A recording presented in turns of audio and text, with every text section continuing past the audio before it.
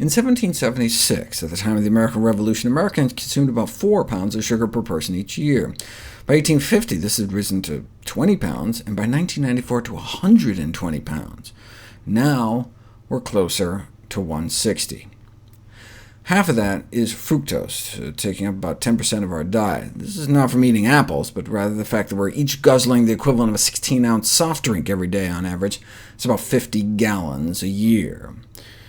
Even researchers paid by the likes of the Dr. Pepper Snapple Group and the Coca-Cola Company acknowledge that sugar is empty calories, containing no essential micronutrients, and therefore, if we're trying to reduce caloric intake, reducing sugar consumption is obviously the place to start.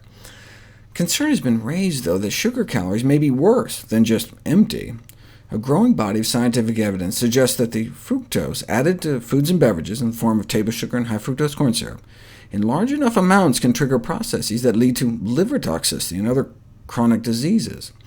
Fructose hones in like a laser beam on the liver, and like alcohol, fructose can increase the fat in the liver, increasing the risk for non-alcoholic fatty liver disease, which is one of the most remarkable medical developments of the past 3 decades. The emergence of fatty liver inflammation is a public health problem here and around the globe.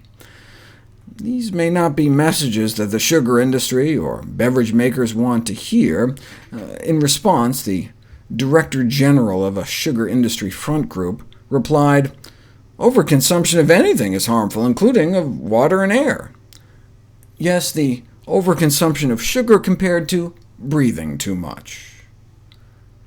As one author expressed, "I suppose it's natural for the vast and powerful sugar interests to seek to protect themselves, since sugar takes up the single greatest percentage of our daily caloric intake." The American Heart Association is trying to change that, though. Under their new sugar guidelines, most American women should consume no more than 100 calories per day from added sugars, and most American men should eat or drink no more than 150. That means 1 can of soda could take us over the top for the whole day. Similarly, the new draft guidelines from the World Health Organization suggest we could benefit from restricting added sugars to under 5% of calories. That's about 6 spoonfuls of added sugar a day. I don't know why they don't just recommend 0 as optimal, but you can get a sense of how radical their proposal is, given that this is how many we consume right now.